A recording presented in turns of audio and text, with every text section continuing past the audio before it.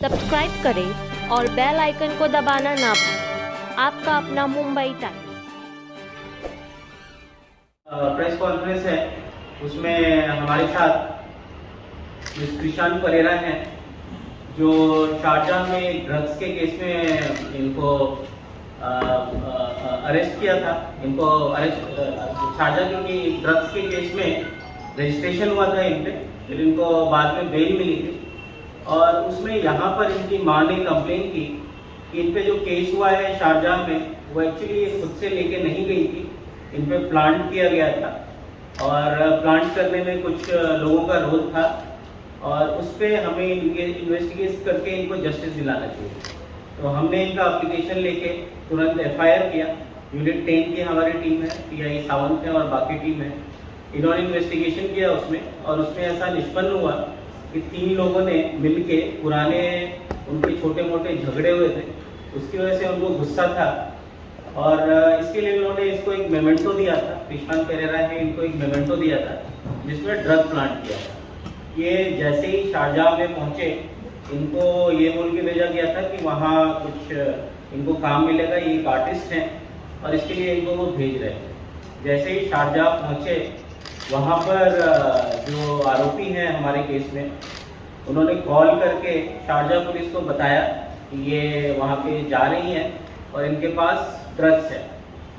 इसके बेसिस पे वहाँ पे इन पे एक केस रजिस्टर हुआ और इस केस में वहाँ पर वो फंसी थी। हमने यहाँ पर इन्वेस्टिगेशन चालू किया अप्रैल में और उसके बाद उसमें हमने तीनों आरोपी अरेस्ट किए और उसके बाद चार्जशीट किया। तो हमारा जो यहाँ का इन्वेस्टिगेशन था उसके बेसिस पर शारजाह में इनको मदद मिली और आज ये यहाँ पर हमारे साथ हैं और शारजाह से वापस ये अच्छे she has come back finally good health care. मुझे लगता है कि सब समझते हैं कि मैं पकड़ी गई, पर ये नहीं हुआ था। जब मैं एयरपोर्ट पहुंची तो मैं बाहर गई, इमिग्रेशन क्रॉस किया, मैं एयरपोर्ट के बाहर खड़ी थी 10 मिनट के लिए और जो आरोपी है उन्होंने बोला था कि मेरे लिए एक गाड़ी रहेगी, वो गाड़ी नहीं थी। तो मैं वहाँ खड़ी थी, मेरा बैटरी कम हो रहा था फ़ोन का, तो मैं वापस एयरपोर्ट के अंदर आई और तभी मुझे बहुत अजीब चीज़ें होने लगे। उसने अपने व्हाट्सएप मैसेजेस डिलीट किए। होटल रूम मैंने कॉल किया, उस होटल में मेरा कोई बुकिंग नहीं था। तब मुझे महसूस होने लगा कि कुछ तो गलत चल रहा है। तब मैंने अपने पापा को फ़ोन किया और मैंने उनको बताया कि मुझे लगता है कि ये जॉब स्कैम है। मुझे तब मालूम नहीं था कि वो मोमेंटो में कुछ है या उससे कुछ रिलेटेड कुछ भी गलत हो सकता है। फिर मैंने उनको फ़ोटो भेजा और उन्होंने मुझे बताया कि इसमें शायद कुछ हो सकता है। हमें जानकारी नहीं थी उसमें सचमुच कुछ है या नहीं, पर ऑब्वियसली उस मोमेंट पे मैं बहुत स्ट्रेस करने लगी, मैं पैनिक मोड में चली गई थी और मैंने अपना टिकट ही बुक किया वापस आने के लिए और मैंने उस मोमेंटो को डस्टबिन में फेंका।